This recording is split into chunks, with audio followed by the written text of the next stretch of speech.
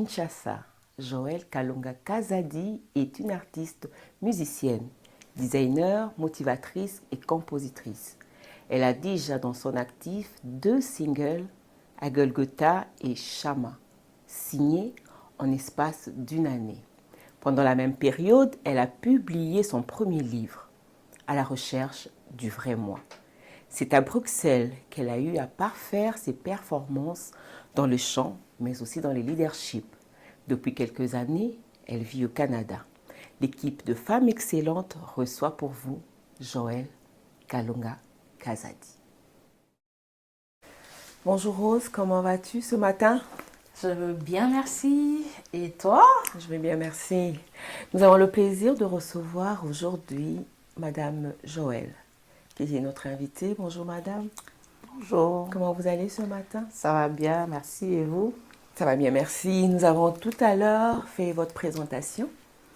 Qu'est-ce que vous aimeriez ajouter à ce qui a été dit sur vous? Je pourrais ajouter un petit détail. Le week-end passé, j'ai eu le privilège et vraiment la grâce de sortir un album de 7 titres. C'est un grand travail, mais je suis tellement contente du résultat. Le Seigneur était au rendez-vous. C'est vraiment waouh, je vous le recommande. Merci, on a hâte de découvrir cette chanson de vous que vous avez composée vous-même. Bon, il y a quelques interprétations. De remix? Voilà. Non, vraiment des interprétations, des chants qui ne sont pas les miens, mais que j'ai repris, j'ai changé de langue, j'ai fait une traduction. Et ensuite, j'ai chanté avec la collaboration de certaines sœurs dans le Seigneur et certains frères. C'était très enrichissant pour moi-même de pouvoir travailler avec d'autres personnes. Et voilà. Et puis, il y a quelques-uns qui sont mes propres compositions. Il y en a combien vos compositions? Il y en a 3 qui sont les miens et puis il y en a 4 autres qui sont des interprétations. Après 2 singles et finalement un album. Exactement, voilà. Ah, c'est ça. Vraiment. Et Joëlle est native de Kinshasa, la République démocratique du Congo. Vous avez immigré à Bruxelles et à ce jour, vous vivez au Canada. Quelle est l'histoire derrière ces parcours? Oui, vraiment, je me suis promenée. Oui. Voilà, donc j'ai quitté Kinshasa pour rejoindre mon mari en Europe, en Belgique, parce qu'il était parti pour une formation. Ensuite, voilà, donc on est resté là tout le temps de la formation. Et puis, quand c'était fini, on a décidé de ne pas rentrer au pays et d'immigrer au Canada. En fait, c'est ça l'histoire. Il est venu, il avait son rêve. Quand il est arrivé ici, moi, je suis venue l'accompagner pour qu'il réalise son rêve. Et ensuite, quand il a réalisé son rêve, et lui, maintenant, il est en train de m'aider à réaliser mon rêve. Voilà, un peu la petite histoire, une histoire d'amour, hein, une histoire de rêve. Voilà, c'est ça qui a fait que nous nous sommes retrouvés ici au Canada, lui et moi. Et là, vous êtes en train de réaliser votre rêve avec son accompagnement. Exactement. Comment ça se passe? À quel niveau qui vous soutient? Au niveau financier, au niveau psychologique, hein, des conseils, de l'encadrement. Vous savez, c'est pas facile et on a toujours besoin de soutien dans ces choses-là et dans la prière. Voilà, donc il est, bon, je vais pas dire qu'il est omniprésent, non, c'est pas vrai, mais il est là en tout cas. Il est là, c'est un très bon accompagnement et je remercie vraiment le Seigneur. De plus en plus, on voit des musiciennes où leurs maris sont là comme des managers, comme des... Je sais pas, ils sont tout le temps là présents. Est-ce le cas pour vous ou bien lui, c'est vraiment un héros dans l'ombre? C'est un héros dans l'ombre. Et oui, c'est un héros dans l'ombre. Il ne chante pas. Il ne chante pas avec moi. Non. C'est pas le manager non plus. En quelque sorte. Voilà. Oh mon Dieu, c'est la bonne réponse. De temps en temps, de temps en temps, il manage et tout. Okay. Vous savez, on a besoin de ça parce que c'est vraiment quelque chose qui nous expose beaucoup. On a besoin d'une couverture. Oui. Ouais. Mais vous avez plusieurs casquettes à la fois. Vous êtes designer, vous êtes compositrice, chantre. Comment vous faites pour essayer de matcher avec toutes vos casquettes que vous avez? Parfois, moi-même, je me demande comment j'y arrive. C'est quoi le secret en fait? C'est D'abord, j'aime ce que je fais. Donc, j'aime toutes ces casquettes. Je les aime. Et puis, l'organisation aussi, hein, savoir s'organiser, avoir une bonne gestion de des priorités. Oui. Et puis, essayer d'organiser son agenda. Et puis, à la fin de la journée, tu te rends compte que, ah tiens, mais je les ai fait toutes. Hein. C'est un peu ça. C'est pas facile. Okay. Ouais, c'est pas facile, on court beaucoup, on est beaucoup sollicité, mais avec une bonne organisation et une bonne gestion des priorités, je pense qu'on peut y arriver. Avec beaucoup de défis? Oui, il y a beaucoup de défis parce qu'au même moment, je suis mère de famille, donc il faut vraiment que je mette chacun à sa place et savoir tout manager. Bon, c'est vrai que, mettons que là au mois d'avril, il y a 30 jours, je peux peut-être faillir un jour ou deux, hein, parce que, vous savez, il y a toujours quelque chose qui va prendre le désir. Il y a des imprévus. Toujours. Ouais. Il y a des imprévus. Et puis, mais on essaye vraiment de gérer les imprévus. Voilà, on essaye de gérer, on essaye de tenir. Et à la fin de l'année, on regarde, on dit, waouh, merci Seigneur, j'y suis arrivée grâce à toi. Mais en sortant du studio avec cette chanson, comme ça vous prend quelle organisation en fait pendant l'enregistrement, la vie de famille? On est maganés. On est quand même content pour la réalisation en fait. On est content. Bon, comment ça se passe? Déjà, le studio, c'est les fins de semaine. Mettons samedi, parce que la semaine, je travaille aussi quand même. Oui. Et donc, en fait, quand je vais au studio, parfois, je n'ai pas le choix, je dois emmener mon garçon avec moi. Il a 8 ans, je m'organise. Je lui fais ses petits lunchs, c'est parfois parce que c'est long. On peut arriver comme de 10h et quitter là à 19h. Ouais. C'est vraiment long pour lui. Hein, et parfois, il le dit, il dit c'est long, je le comprends. Si j'ai les moyens de le faire garder, je le fais garder. Okay. Avec une amie et tout, qui a un garçon aussi à peu près de son âge. Il ne s'ennuie pas. Mais souvent, je l'emmène parce que j'aimerais aussi qu'il vienne avec moi, qu'il voie ce que je fais, qu'il m'accompagne. Et ça, je prie beaucoup pour qu'il ne vienne pas seulement, mais vraiment qu'il m'accompagne et qu'il peut-être qu'il prenne goût à ça, de commencer de servir le Seigneur et ce que ça prend. Bon, je sais que c'est un jeune âge, hein, il ne comprend pas tellement. Mais voilà, donc, comme c'est des week-ends, et donc mon mari m'accompagne aussi. Donc, c'est vraiment une activité familiale en fait. Exactement. Oui. C'est ce qui m'aide beaucoup, c'est une activité familiale. Et voilà, c'est les week-ends. Pas tous les week-ends non plus. Donc, on essaye comme ça de s'organiser et de se préparer psychologiquement en sachant que, waouh, quand là, je m'en vais au studio, ça va être 8 heures, tout au plus, ou 9 heures. Ça va être difficile, mais il y a des temps. Et puis surtout, sacrifices. Les sacrifices. Oui. Et puis, quand c'est quelque chose que vous aimez, mais même quand vous aimez, c'est pas toujours facile. Oui. Mais vous vous dites que, OK, je le fais. Et comme vous avez dit, sacrifice, il y aura un résultat qui va me réjouir et je vais danser, célébrer le Seigneur. Là, c'est comme l'album.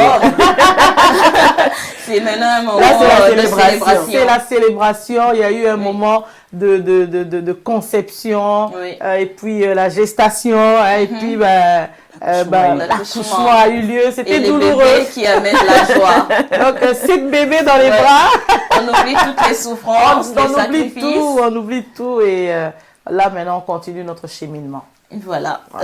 Justement, parlant de l'album, vous avez commencé par le single, comme on l'a dit dans la présentation. Et là, c'est un album de 7 titres. Quelle est votre source d'inspiration? La parole de Dieu. Ok. D'abord, premièrement. Parce que, qu'est-ce qu'on fait dans le chant, par exemple? On édifie. Oui. On console, oui. On encourage, on exhorte. Oui. Voilà. Et je peux raconter ma vie, ça peut encourager quelqu'un, mais ça reste que c'est ma vie. Et puis, mais je dois l'appuyer sur la parole de Dieu. Je dois trouver une base scriptuaire, selon ce que la Bible dit. La parole est une épée. Un double tranchant. Voilà, donc elle va faire des opérations. Elle sépare jointure et moelle. C'est profond. Oui. Donc la parole, c'est ce qu'elle doit faire. Voilà. Excusez-moi. J'ai un chat dans la gorge. Alors voilà, donc la parole, c'est ce qui est... Donc, je peux raconter ma vie, un témoignage, parce que j'ai plusieurs... Tout le monde a un témoignage. Hein. La Bible dit que nous sommes des livres ouverts. Donc j'ai un témoignage, mais je dois vraiment l'appuyer sur la parole. La parole reste vraiment ma source d'inspiration. Oui. Et puis la vie de quelqu'un d'autre aussi peut m'inspirer. Mais je vais toujours aller trouver... Qu'est-ce que dit la parole par rapport à ça, par rapport à sa situation, par rapport à ce que tel a traversé, par rapport à ce que moi-même j'ai traversé. Donc la base, le fondement, ça reste la parole de Dieu. Oui. Donc toute inspiration, toute histoire, mais ça sera toujours focalisé sur la parole de Dieu. Qu'est-ce nous dit la Bible? Et ça vous donne la manière dont vous pouvez relater toutes celles-là. Exactement. Et vous êtes aussi écrivaine. Oui. Et il y a votre livre qui a apparu, le tout premier, À la recherche du vrai moi. Ces titres, est-ce une façon de nous dire, nous en tant que lectrices, que vous êtes encore à la recherche de votre identité ou bien c'est l'histoire d'une autre personne? Non, c'est mon histoire à moi-même. Ok. J'étais à la recherche de l'identité en fait, hein. C'est vraiment l'histoire, ça s'est passé dans ma propre vie, je raconte un peu mon parcours scolaire, les difficultés que j'ai eues à l'école et toutes les difficultés que j'ai rencontrées autour de mes échecs scolaires qui m'ont conduit à connaître Jésus-Christ et jusqu'au jour où donc j'ai eu mon identité en Christ. Donc avant ça, j'étais à la recherche du vrai moi que j'ai trouvé en Jésus en fait. C'est ça un peu le cheminement, les étapes, le parcours, les périples. C'est tout ça que je suis en train de raconter dans le livre, mais vraiment une vraie histoire, une histoire touchante que vraiment je recommande à certaines personnes, même aux parents, parce que vous savez, les enfants passent par aussi beaucoup de difficultés. Parfois, certaines difficultés, les parents ne s'en rendent pas compte. Voilà. D'où vous est venue cette idée-là d'écrire ces livres? Puisque vous chantez déjà, vous pouvez aussi vous dire que je veux juste m'arrêter à chanter l'histoire de ma vie et les gens vont connaître par quoi je suis passée. Pourquoi vouloir absolument écrire un livre? Parce que ce n'est pas tout le monde qui va écouter les chansons. Il y a des gens qui sont plutôt des lecteurs. Il y a des personnes qui ne sont pas converties non plus, qui n'écoutent pas les chansons gospel, qui vont peut-être préférer lire un livre. Et je me suis dit, mais comment atteindre aussi cette catégorie de gens, des personnes qui vivent des difficultés peut-être avec leurs enfants ou elle-même la personne. Ben, je vais écrire et nous sommes ici comme dans une société, ils aiment lire. Ils aiment lire. On a trouvé ça une bonne culture. Ils aiment lire, envoyer leurs enfants à la bibliothèque, aller lire tel livre et puis faire un résumé. Je me disais, ben, si vraiment quelqu'un peut tomber sur ça, qui peut voir que la foi peut aussi être un levier, qui peut relever quelqu'un et te positionner pour que tu saches qui tu es et que tu n'es pas ce que les gens disent. Parce que vous savez, un enfant qui vit des échecs, et bon, ici, on a appris aussi un mot, l'estime de soi, qu'on ne connaissait pas dans notre pays d'origine. L'estime de soi, on ne connaissait pas. Donc, on peut dire facilement à un enfant, tu es bête, tu n'iras pas de l'avant, regarde comment tu réfléchis, regarde les erreurs que tu fais, regarde les échecs que tu as, tu n'iras pas loin, tu es bête. Mais l'enfant deviendra bête aussi, parce que c'est tout ce que l'enfant entend. Mais c'est ici qu'on a appris aussi l'affaire comme je disais tantôt, de l'estime de soi, qu'il y a des choses qu'il ne faut pas dire. Il y a des choses qu'il ne faut pas dire. Donc je me disais, ok, ça, je vais vraiment le mettre par écrit et ça peut aider, que ce soit ici ou même dans mon pays d'origine, parce que c'est sûr, c'est un livre, oui, je l'ai sorti comme ça, en ouvrage comme ça, en papier, mais il est aussi électronique. Donc si ça peut atteindre d'autres personnes qui peuvent ne pas peut-être écouter mes chants, on sera gagnant. Donc on peut le trouver dans les librairies. Oui, dans les librairies. Ici à Montréal, au Canada. Oui. Ici à Montréal, dans la librairie, une librairie là à Montréal, à Henri Bourassa, et puis à Amazon, si quelqu'un veut commander aussi. Donc pour écrire, c'est que vous avez déjà au départ une passion pour la lecture et l'écriture. Comment vous avez développé cela si vous avez cette envie-là? Ça, c'est ma mère, je l'ai eu de ma maman, elle lisait beaucoup. Elle lisait toutes sortes de livres. Et puis, ben, généralement, elle lisait aussi les Harlequins. Je sais pas, en tout cas, je sais pas s'il y en a toujours, mais... Très peu, en tout cas. Elle lisait, oh, c'est ça j'aimais. Je l'entendais rigoler dans sa chambre parce qu'il y avait une histoire qui avait fait rire. Et puis parfois elle pleurait. Une fois j'entendais, elle criait, elle pleurait. Papa est dramatique. Voilà, papa est entré dans la chambre. Qu'est-ce qu'il y a? Et puis c'était un livre, il était fâché. Elle s'est imprégnée carrément. Exactement. Ça, je l'ai eu de ma mère, lire et écrire. Vous savez, il y a beaucoup de talents comme dans notre pays d'origine qui sont pas reconnus, des talents qui ne sont pas. Parce que je ne sais pas si je m'étais pas déplacée du pays, est-ce que j'aurais eu l'occasion d'écrire? Je ne sais vraiment pas. Mais il y a comme ça des talents, comme ça, on ne sait pas. Mais moi, j'aimais ça. Donc, je l'ai eu de ma mère. Et puis, c'est plusieurs années après que je me suis dit, OK.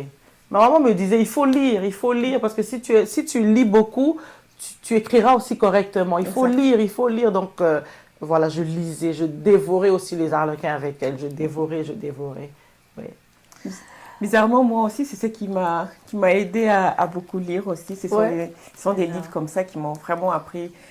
J'ai développé ce goût-là et j'invite en tout cas tous les parents à exciter les enfants, à les pousser à lire, à les exposer aux livres. Exactement. Je crois que c'est vraiment une bonne pratique. On en profite pour passer ce message à tous les parents. Une autre casquette que vous avez, vous êtes motivatrice. Pourquoi seulement les femmes? Pourquoi vous motivez plus les femmes? Ça c'est une bonne question. Parce que je suis une femme et puis je connais un peu les défis des femmes. Moi, j'ai rencontré un grand défi dans ma vie. Je me suis mariée en 2003 et je suis restée sans enfant pendant 10 ans. Et j'ai vécu ça, j'ai vécu la stigmatisation, j'ai vécu... le regard des gens. Voilà, le regard des autres, les pics comme ça. Puis vous savez, nous ne sommes pas non plus une société très discrète. Parfois, on pose des questions qui ne nous concernent pas. Voilà. C'est ça, donc j'ai vécu tout ça et puis je me suis dit, mais vous savez, la femme a besoin, c'est un être, elle n'est pas faible, hein, mais d'apparence fragile, qui a besoin d'être encouragée, qui a besoin d'être valorisée. Oui, vous savez, dans certaines sociétés, on n'a pas beaucoup valorisé la femme. Oui. Et donc, elle a besoin d'être valorisée. Et je me suis dit, mais pourquoi pas, à partir de mon expérience, parler aux femmes de ce qu'elles ont, de ce qu'elles sont, de ce qu'elles peuvent devenir, oui, de ce qu'elles vivent et de comment elles peuvent traverser les situations difficiles, comment elles peuvent rester traverser ces situations la tête haute et puis sortir, voir le bout du tunnel et puis sortir. Parce qu'il y a certainement une sortie pour chaque personne, pour chaque femme particulièrement, qui vit un temps difficile. Et comment ça s'est passé, motivation? C'est par appel, on vous contacte, on vous écrit et vous réagissez? Oui, on m'appelle. Voilà, on m'appelle, fait que j'ai une oreille attentive pour écouter d'abord et puis ensuite pour encourager. Voilà, motivatrice dans mes chants, motivatrice dans le livre, motivatrice dans mes activités à l'église. Ouais, motivatrice, en tout cas, à la maison. Vous savez, en étant mère, on est une très grande motivatrice pour ses enfants. Ouais. Nous sommes là, surtout pour nos filles, on booste souvent nos filles. Et j'ai entendu un homme, c'est pas faux, hein, qui disait que la fille regarde aussi sa mère et parfois elle va répéter dans sa maison plus tard ce qu'elle a vu sa mère faire. Donc nous sommes des motivatrices, même quand nous ne disons rien. Ça a été même le cas quand nous ne parlons pas. Oui, ça a été le cas pour moi, par exemple. Ça a été le cas pour moi. Ben, c'est ça, parce que vous savez, on ramène toujours chez nous quelques pourcentages des choses qu'on a vues voir, qu'on a vues. Bien évidemment. Exactement. Et bon, si c'est des mauvaises choses, parce qu'il n'y a pas toujours des bonnes choses, il faut qu'on soit sincère. Si c'est des mauvaises choses, on travaille sur ça. On prend le temps de travailler. Ça peut prendre toute la vie, mais il ne faut pas lâcher. Il faut travailler. Voilà. Donc, vous venez de parler des défis que vous avez eu à surmonter. Est-ce qu'à un moment, il vous est arrivé de vouloir abandonner? C'était tellement dur que vous n'avez pas peur et que vous avez cherché à abandonner? Par exemple, pour la période de 10 ans que j'ai passé sans avoir d'enfant, non, je n'ai pas abandonné. Je n'ai pas abandonné parce que mon mari m'a aidé à ne pas abandonner. Ok. Oui. On était soudés, tous les deux. Et donc, on a décidé d'aller voir les médecins. Hein. Et voilà, donc on a continué notre marche. Je n'ai pas abandonné, il m'a beaucoup aidé pour ça. Parce que c'est vrai que, ouf, 10 ans c'est beaucoup. Oui, c'est pas 10 ans c'est beaucoup. Je me suis 10 ans. mariée en 2003. Donc, si je l'avais eu, mettons en 2004, il aurait quel âge? Aujourd'hui, on est en 2023. Donc, j'aurais un grand ado à la maison. Voilà, donc j'aurais un grand ado à la maison qui s'en va déjà au cégep et tout ça. Il a 8 ans. Rien n'est trop tard. Ouais, non, j'ai pas dit que c'est tard. Ouais. Mais c'était juste pour vous montrer un peu toutes les sources de découragement. Ouais. Les temps, la durée. Et puis, l'horloge biologique. Hein. Vous savez, nous sommes des humains. On regarde l'horloge biologique. On écoute ce que les médecins disent. Ce que les scientifiques vous disent, c'est pas souvent ce que la Bible vous dit. Ils sont pas d'accord avec ça. Ils disent leurs choses. Il y a beaucoup, tous les jours, tous les matins, là, il faut se dire, OK, je vais pas me décourager. Donc, il m'a beaucoup aidé à tenir ferme jusqu'au jour où, après que ça n'ait pas marché, toutes les procédures qu'on avait entamées avec les médecins, jusqu'au jour où on a dit à Dieu, OK, c'est bon. On ne baisse pas les bras, mais on continue la marche avec ou sans enfant. Et c'est là que le miracle est arrivé. Vous acceptez la situation. Exactement. On a accepté. On s'est dit, OK, puisque c'est ainsi, bon, on a vu des gens heureux sans enfants aussi. On va continuer la marche de ce que le Seigneur nous demande de faire, on va le faire. Et puis voilà. Un beau jour. Oui, voilà. Voilà. Et puis après, c'est quand on s'est résigné, on n'a pas baissé les bras, mais on a accepté, on s'est dit, OK, là, on ne va pas continuer à se battre, avec. Parce que c'est lourd psychologiquement, je peux vous assurer. Et il y a beaucoup de couples qui ne sont pas passés au travers. Beaucoup de couples. Et au même moment, lui, il est arrivé avec son rêve ici au Canada. Il voulait retourner dans les choses qu'il faisait quand on était au pays. Et ce n'est pas facile d'y retourner. Ça demandait beaucoup d'argent. Ça demandait beaucoup de coaching. Il faut, voilà, beaucoup de sacrifices. Il fallait faire des examens qui coûtaient cher. Quand tu échouais l'examen, il fallait recommencer, payer à nouveau, aller voir les coachings, aller à la bibliothèque, se payer tel livre, faire ceci. Et puis, lui, il devait travailler à temps partiel. Moi, je devais travailler à temps plein. Et oui, moi, je connais des couples qui ne sont pas passés au travers. Mais Dieu nous a fait grâce, vraiment. Dieu nous a fait grâce. Et c'est ça. Donc, on n'a pas lâché. On n'a pas lâché. Mais vraiment, il faut être unis, il faut être deux comme ça. Parce que là, on parle du volet du couple. Hein. Le problème que j'ai eu de stérilité et tout. D'infertilité, comme on dit ici, on ne parle pas de stérilité. Hein. Ici, j'ai appris qu'on dit infertilité. Voilà, donc ce problème d'infertilité. Et donc, nous sommes allés ensemble et puis on n'a pas lâché jusqu'au jour où le Seigneur nous a fait grâce et on a eu ce beau miracle. Joël, quelle est la définition que vous donnez de la femme de la génération X, génération Wi-Fi, génération réseaux sociaux? Comment vous la définissez, cette femme?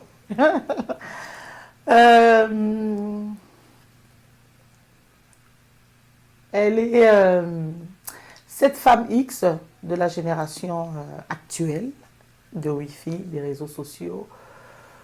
Oh, c'est une personne superficielle qui veut atteindre, qui a des objectifs, oui, comme nous tous on a des objectifs, mais qui veut peut-être les atteindre un peu plus vite, mais qui ne choisit pas les bons moyens non plus pour les atteindre, et qui est très chargée, quand même, très chargée, parce que ce n'est pas des personnes qui regardent à leurs vrais problèmes et qui disent leurs vrais problèmes. C'est pour ça qu'au début, j'ai dit superficielle. Voilà. Je peux la définir comme une personne superficielle, qui a des objectifs, mais qui n'utilise pas toujours les bons moyens pour atteindre les objectifs, qui ne prend pas le temps d'attendre et d'être patiente pour voir les résultats de son investissement. Malheureusement, ce n'est pas un beau tableau que j'ai dépeint là, mais c'est vraiment tout ce qu'on voit autour de nous. Et profitez de l'occasion pour leur donner un conseil. Je peux vous demander d'être patient. Parce que ces femmes des réseaux, il y a des mères de famille. Et ces mères de famille, je n'ai pas vu une grossesse qui a fait 1 semaine. Ou une grossesse qui est entrée dans le micro-ondes et puis tout de suite on a eu un beau bébé. Il y a quand même eu 41 semaines pour certaines personnes. Il y a 38 semaines pour d'autres, ça dépend. Et donc, parfois, il faudra attendre vos 41 semaines pour avoir un bel accouchement et un beau bébé. Voilà ce que je peux. Donc, ça demande de la patience. Y a-t-il du bon à retenir à travers les réseaux? Parce que même là, vous serez suivi à travers les réseaux sociaux. Pensez-vous qu'il faudrait faire la part de choses et retenir ce qui est bon et rejeter ce qui est mauvais? Est-ce que c'est l'environnement où nous sommes qui permet cela ou bien c'est juste un problème planétaire? Oui, c'est un problème planétaire, mais il faut faire la part des choses. On a la possibilité d'être sélectif. Exact. Oui. Bon, je vais demander à ces femmes d'être sélectives. Parce qu'on n'a pas tous les mêmes réalités. La personne qui vient sur les réseaux sociaux pour me motiver à garder ma maison propre a peut-être 4 enfants. Moi, c'est vrai que je n'ai peut-être qu'un seul enfant, mais j'ai tellement d'activités. J'ai des activités pour chanter, j'ai des activités pour motiver, j'ai des activités à l'église, j'ai des activités de mère de famille. Donc, on n'a pas tous le même défi. Non. On n'a pas tous les mêmes défis, on n'a pas tous la même vie, on n'a pas tous les mêmes réalités. Non. Il y en a qui sont mères, comment on les appelle déjà, des monoparentales. Il y en a qui sont monoparentales. Il y en a qui sont divorcées et qui doivent se partager la garde des enfants. Oui. Il y en a qui sont en couple. On n'a pas tous les mêmes réalités. Non, voilà. Donc, je ne pense pas que je peux emprunter la vie de l'autre et pouvoir réussir. Et que direz-vous pour aider une femme qui sont certainement, elles sont en train de suivre cette émission, pour qu'elle puisse prendre conscience du rôle qu'elle a à jouer, pas seulement dans les foyers, mais dans la société tout entière? Je peux lui dire, tantôt on avait parlé d'être vrai, je peux dire à quelqu'un d'être vrai d'abord et de connaître ses limites. Parfois c'est ça, on veut embrasser des choses ou on veut faire comme les autres, mais il faut connaître ses limites. C'est pour ça même dans mon album, j'ai fait appel à quelqu'un qui m'a aidé à traduire un chant en swahili et puis j'ai fait appel à une swahiliphone pour m'aider à chanter parce que vous savez, vous pouvez avoir le talent, mais la langue fait défaut. Vous connaissez certaines barrières et il faut connaître ses limites et être sélectif comme j'ai dit tantôt et avoir une bonne gestion des priorités. Voilà. Si vous êtes mère de famille, il y a des priorités. Si vous êtes monoparental, il y a des priorités. Voilà. Si vous êtes une personne célibataire, il y a aussi des priorités. En tout cas, la bonne gestion des priorités peut toujours aider, ajouter à la sélection, à faire des exploits. Voilà. Tout est bien qui finit bien. C'était un plaisir en tout cas. Terminer cette émission. Mais Jolie, j'aimerais quand même demander à Joël de nous chanter. On ne peut pas quand même clore cette émission sans pour autant ne pas suivre une mélodie. Bien évidemment, on vous recommande aussi de suivre ses chansons sur YouTube. Mais elle va quand même nous faire, comment on dit, la cappella. Comme ça, on va clôturer avec ça. Oui, je vais chanter un chant qui me tient toujours à cœur. C'est un chant que j'ai composé après donc, tous mes périples, mes moments difficiles après que j'ai accepté Jésus dans ma vie. Depuis que tu m'as regardé pour m'aimer, tel que je suis. Oh, depuis que tu t'es crié,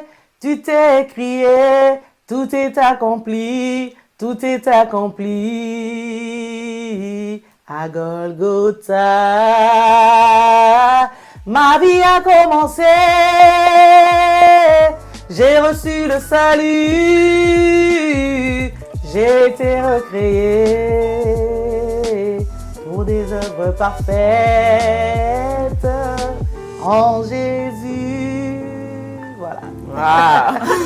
On conclut sur une très belle note. Voilà, c'est fini. Savez-vous que votre rêve réalisé peut être une source de bénédiction pour les autres? Alors, ne l'étouffez pas. Au contraire, croyez au potentiel qui est en vous et décidez-vous de faire le premier pas. Petit peut-il être au début, mais il finira par s'agrandir un jour et faire de vous une femme excellente. Merci de nous avoir suivis. Jolie et moi, nous vous donnons rendez-vous au prochain numéro.